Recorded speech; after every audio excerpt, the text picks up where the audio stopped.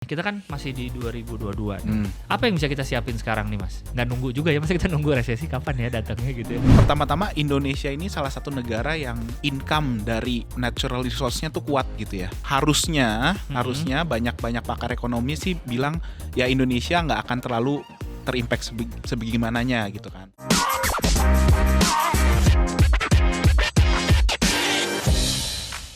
Halo Bala Duit, kembali lagi bersama saya Gilang Baskara di program Duit, program edukasi seputar keuangan, investasi, dan proteksi. Tepuk tangan semuanya.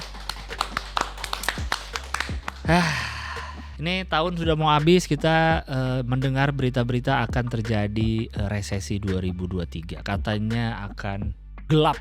Wah, perekonomian akan gelap. Ini tapi jangan dijadikan alasan untuk kalian-kalian yang memang dari sekarang sudah nganggur dan malas-malesan ya. Jadi pasti tanya masa depan, aduh gelap kayaknya. Aduh ini pasti gara-gara resesi. Enggak, itu karena Anda nganggur saja memang. Ya, jangan disambung-sambungin ya. Sosok aji mumpung resesi, aji mumpung bakal gelap terus jadi males-malesan sekarang. Tapi resesi ini sebenarnya juga saya sendiri masih enggak jelas gitu. Resesi ini apa nih? Ekonomi apa bakal kayak tahun 98 tuh dulu Krismon. Wah, krisis moneter tuh pas saya SD berarti tuh kan kayaknya kacau, dolar wah jadi naik banget tiba-tiba segala macam. Atau seperti apakah nanti resesi ekonomi yang katanya diprediksi akan terjadi tahun 2023. Nah, untuk ngobrolin lebih lanjut masalah itu tentu saya tidak sendiri. Saya sekarang sudah ada bersama Mas William Sutrisno, Deputy GM Agency Manulife Indonesia. Betul ya? Betul. Apa kabar Mas William? Baik. Tepuk tangan dulu dong buat Mas William. Nah, ntar kita ngobrolin ya Mas ya soal resesi ya. Tapi sebelum mulai jangan lupa Bala Duit untuk subscribe ke channel YouTube ini. Jangan cuma ditonton saja, di subscribe di Manulife Indonesia, di like videonya, di share juga sebanyak-banyaknya biar pada ngerti apa yang akan terjadi nanti nih resesi. Oke Mas William, dari awal aja yang paling gampang, resesi ini apa? Terus ada hubungannya nggak sama kemarin kita habis COVID? Oke. Iya. Jadi sebenarnya resesi itu tuh adalah ketika situasi dari biasanya ekonomi ya. Biasanya ekonomi itu menurun. Jadi menurunnya dalam faktor apa sih? Apa yang menurun? Biasanya yang paling sering dipakai adalah GDP gitu kan, atau gross per capita income-nya itu menurun dari tahun ke tahun. Nah, nanti implikasi secondary-nya apa? Ada inflasi, harga-harga barang naik, ya kan? Terus udah gitu stock market juga mengalami penyesuaian gitu kan, turun, interest rate-nya akan naik gitu kan. Jadi itu adalah impact dari resesi. Dan benar banyak yang mengaitkan bahwa resesi yang akan terjadi ini atau mungkin yang lagi terjadi ini itu imbas dari COVID yang beberapa tahun ini. Tapi sebenarnya lebih spesifik ketika COVID itu kan perekonomian melemah dan banyak bantuan langsung gitu kan, banyak cash yang masuk. Nah, itu yang membuat inflasi gitu. Kalau di US mereka banyak printing uang. Nah, itu yang membuat masuknya kita ke resesi ini gitu. Inflasi kan gampangnya kan kalau dulu belajar uangnya terlalu banyak beredar kan. Betul. Jadi nilainya jadi nggak seberharga itu lagi ya. Jadi naik. Betul. Berarti kemungkinan inflasi kan ada tiap tahun ya. Inflasi. Betul. Tapi yang kalau resesi mungkin akan lebih tinggi inflasinya. Betul. Cenderung lebih tinggi biasanya. Lebih tinggi. Berarti resesi itu segala macam yang berhubungan dengan ekonomi lah ya. Betul. Tapi yang negatif kali ya. Negatif. Bukan kita jadi tambah kaya, enggak juga ya. Enggak ya. Tapi tadi tuh barang bisa naik, inflasi bisa meningkat lebih tinggi, pendapatan berkurang segala macam. Kedengarannya serem ya kayaknya ya. Kayaknya serem gitu. Kalau terjadi nih misalkan, dampaknya ke negara kita apa Mas? Pertama-tama Indonesia ini salah satu negara yang income dari natural resource-nya tuh kuat gitu ya. Dan biasanya negara-negara seperti itu tuh lebih kuat menghadapi resesi gitu.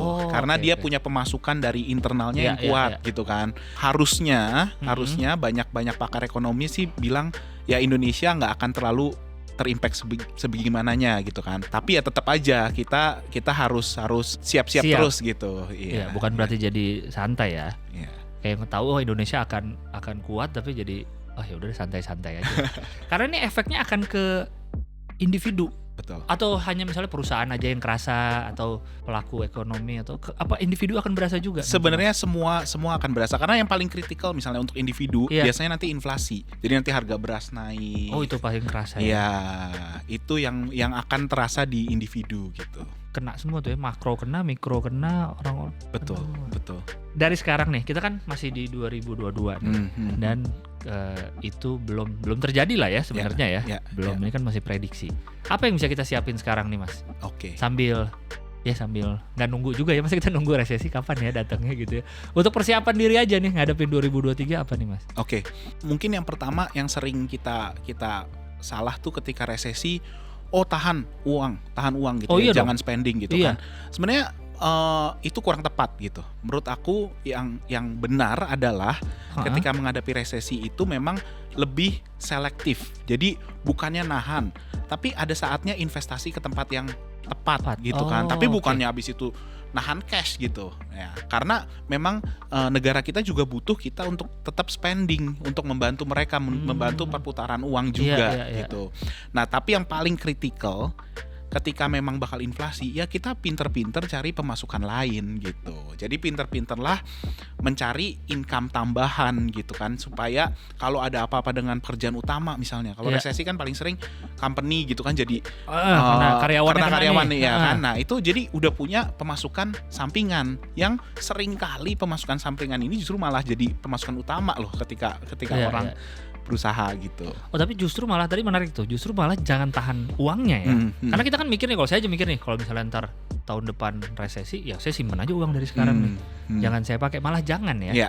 Karena harus tetap bergerak nih roda ekonomi. Betul. Tapi orang mikirnya mungkin kan gini Mas, iya sih saya mau ngeluarin uang, tapi kan mahal harganya. Lagi naik, tapi tetap harus keluar tuh, atau sebenarnya selektif tadi, iya. Yang penting-penting aja. Betul.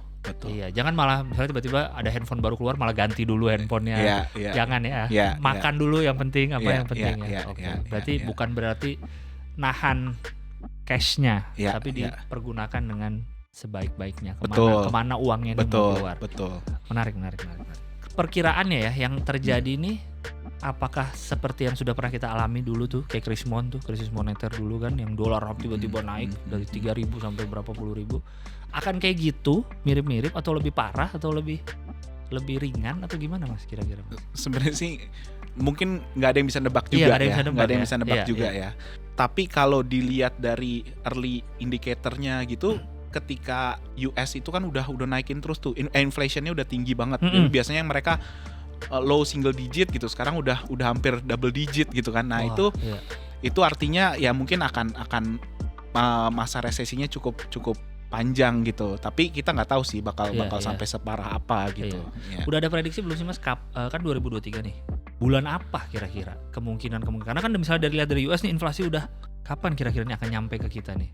Sebenarnya nggak ada yang tahu. Tapi kalau kita mungkin indikasinya akan kelihatan langsung kok di pasar, begitu nanti harga-harga barang naik. Nah itu disitulah ya. Itu udah mulai tuh ya.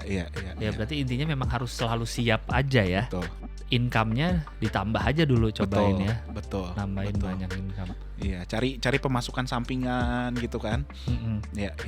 Karena jangan cuma yang uang udah ada ditabung, diinvestasi, ya cuman kalau bisa nambah ya, bisa nambah lagi lebih baik gitu ya, untuk menghadapi resesi ini.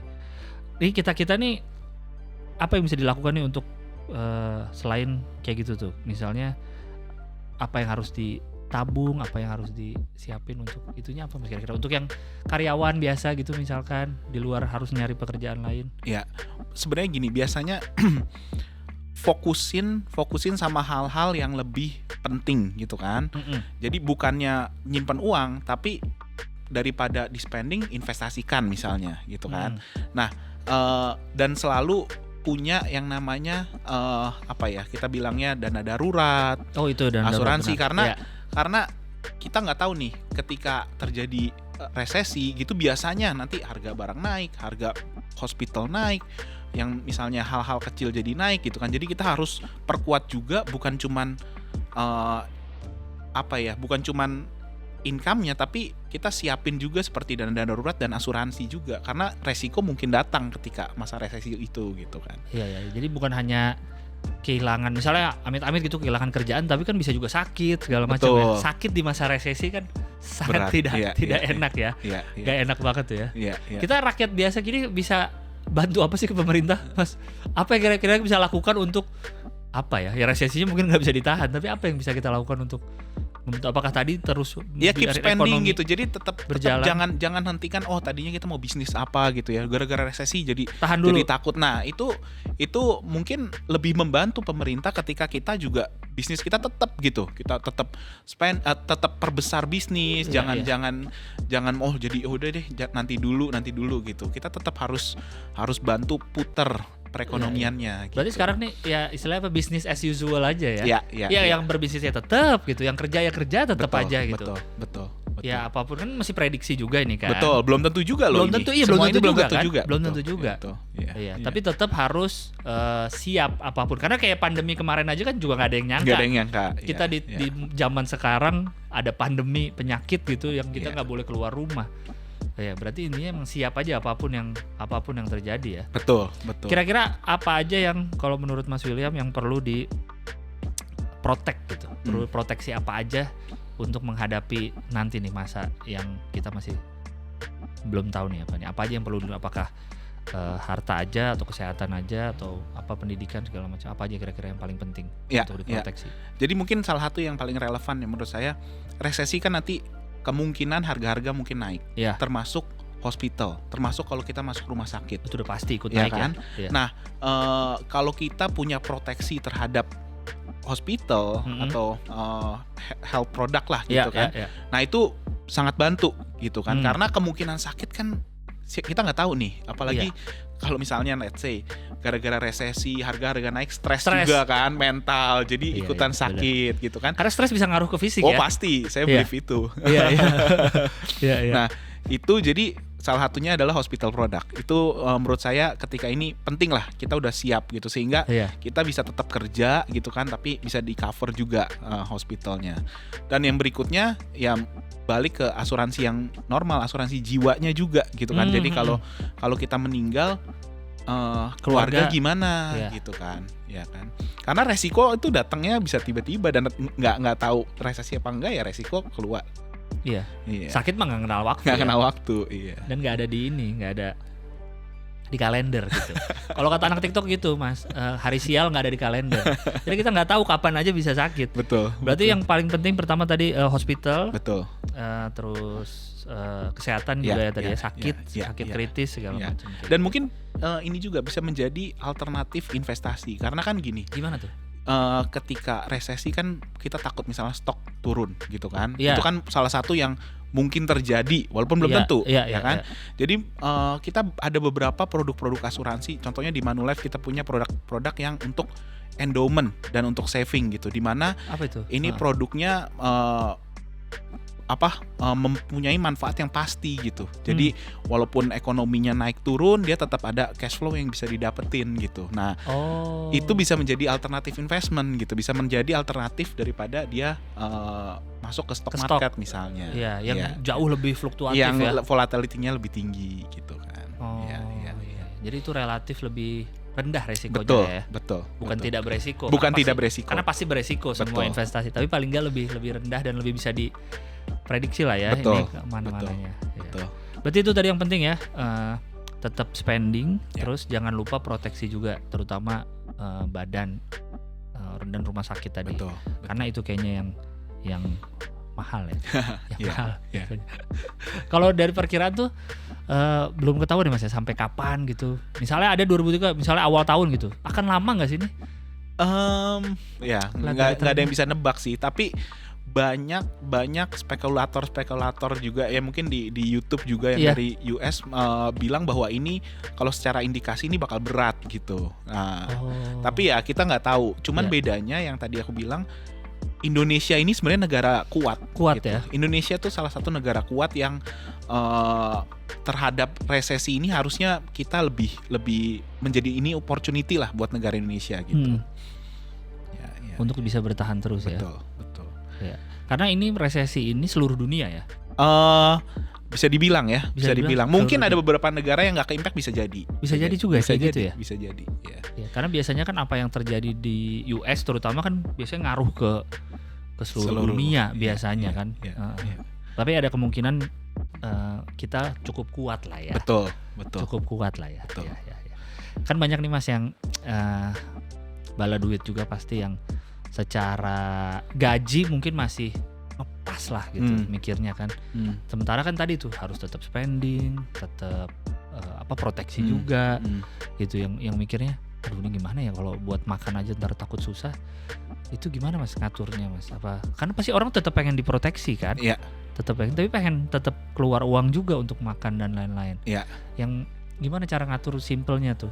Ngatur pembagian gajinya. Yang paling kritikal sebenarnya step 1 tuh memang kita lakuin planning financial planning. Jadi catat itu semua pengeluaran. Mulai step 1-nya itu. Jadi kita tahu nih pengeluaran yang nggak penting apa. Catat aja dulu ya. Catat dulu gitu kan. Pemasukan berapa, pengeluaran berapa. Jadi kita paham nih pengeluaran yang kurang penting atau yang biasa bahasa lainnya adalah pengeluaran kan ada 2, satu keinginan, satu kebutuhan. Nah, pengeluaran yang berdasarkan keinginan ini kan jadi kita tahu nih dengan kita catat. Nah, terus kita planning nih, oh ini mendingan nanti dulu, ini jangan dulu, masuk ke sini dulu, dan selalu siapin juga untuk yang dana darurat atau asuransi gitu kan. Ya. Jadi walaupun sebesar atau sekecil apapun gaji tetap bisa diatur ya. Iya, tetap harus bisa. Iya, harus bisa diatur ya. Karena yang susah itu Mas, keinginan kebutuhan itu tuh. Yang sekarang ini nih. Cuman sekali lagi tadi yang kata Mas William selektif. Iya. Selektif. Keluar uang tetap harus tapi selektif. Mana yang beneran penting banget nih, mana yang enggak penting-penting banget. Tapi untuk kita sekarang nih, di masa sekarang yang masih belum tahu, kita tuh gimana harusnya menyikapi ini Mas? Tadi nyiapin segala macam jalan. Tapi apakah benar harus biasa aja gitu, santai? Pasti kan ada kepikiran lah di hati. Apa sih ini resesi kayak harus gimana? ngapain gitu ya? Di otak pasti kan ketakut. Ya sebenarnya itu sih. Mungkin gini. Pahami dulu gitu ya. Jadi maksudnya apa sih yang harus kita hindarin ketika kita akan memasuki resesi gitu kan? Apakah investment berlebihan terhadap stock market atau yang begitu-begitu gitu kan. Jadi kita paham. Jadi yang downs-nya dulu gitu kan, yang critical downs. Kedua sih memang ya harus tetap optimis sih. Jadi jangan abis itu jadi pesimis, karena banyak faktor yang kita bilang malah ini opportunity nih ketika resesi gitu. Banyak juga sebenarnya bisa dilihatnya dari point of view itu.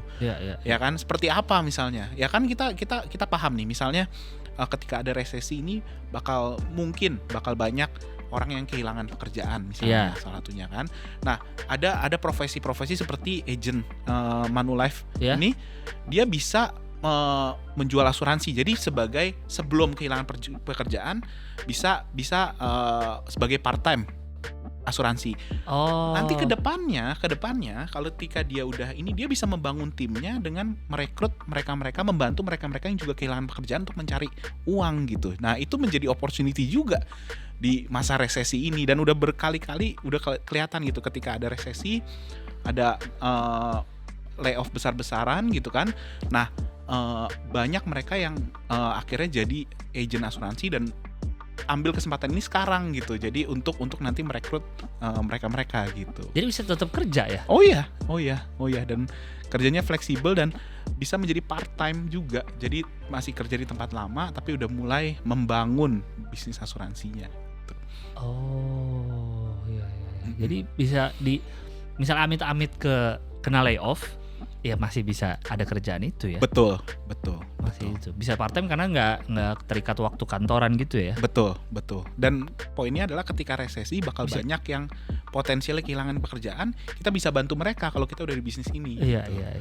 Jadi lebih baik sebelum terjadi resesi dan sebelum amit-amit kehilangan kerjaan, udah bisa juga mulai part time atau mulai nge-apply asuransinya. Betul. Bagi yang mau jadi life planner, mulai coba jadi life planner. Bagi yang belum punya proteksi, mulai dari sekarang. Betul. Karena nanti kalau keburu resesi, udah berat, mahal gitu misalkan. Iya. Tapi asuransi itu nggak kena ngaruh itu ya Mas? Atau ngaruh juga misalnya kalau kita karena nge-apply-nya baru pas resesi jadi lebih mahal polisnya? Nggak bisa bilang sih, karena banyak faktor lain lain. Tapi yang pasti satu hal, walaupun resesi seperti apa, perusahaan company itu sudah punya insurance company itu, misalnya dia wajib membayar klaim, dia akan tetap harus membayarkan. Dia bukannya gara-gara resesi kita nggak bayarkan, enggak. Kita akan tetap membayarkan klaim sesuai janjinya gitu. Nggak ngaruh itu resesi? Nggak ngaruh, kita harus tetap akan bayar. Oh jadi yang udah punya asuransi pun jadi tenang aja Tenang ya? aja. Tenang. Jadi jangan takut misalnya gara-gara resesi terus dia sakit harus masuk ke rumah sakit jadi aduh ntar nggak bisa diklaim nih karena lagi perusahaan semua kena. Enggak. Dan bahkan Manulife itu di zaman resesi seperti ini pun kita disebutnya kesehatan finansial dari company Manulife itu kuat banget.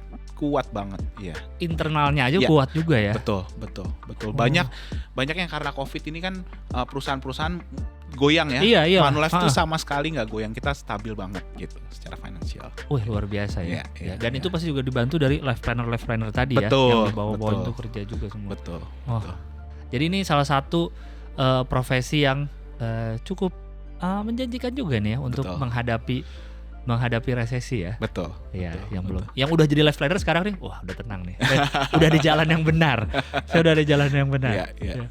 Itu menarik juga ya kalau di zaman resesi pun klaim akan tetap keluar. Akan tetap dibayar. Dengan sesuai yang udah dari awal dia udah betul, punya. Disesuai dengan polis. Iya, polis yang dari awal. Iya. Tapi sekali lagi jangan tunggu resesi atau tunggu mahal barang-barang baru mulai proteksi. Kalau bisa dari sekarang secepatnya nih habis nonton video ini baru nonton langsung baru mulai berarti nggak terlambat juga kan? Nggak terlambat karena kan nggak tahu resesi kayak gimana, nggak tahu juga pandemi ya. Karena pandemi kan sebenarnya belum selesai banget. Iya. Kalau pandemi plus resesi ekonomi kayaknya banyak yang harus dihadapin. Nah Mas William nih pesan-pesan lah buat Bala Duit nih.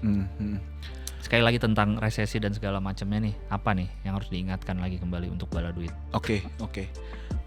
Mungkin ada beberapa hal. Yang pertama nggak usah terlalu takut, ya kan? Iya, maksudnya jangan berlebihan lah. Jangan berlebihan, karena nanti ketika kita takut, ketika kita panik, jadi nggak optimum. Apa yang kita kerjakan yang tadinya kita kerja dengan giat gitu kan, terus takut resesi, terus jadinya kerjanya ogah-ogahan, itu kan nggak benar. Jadi tetap optimis gitu kan, tetap kita lakukan kerjaan kita dengan sebaik-baiknya.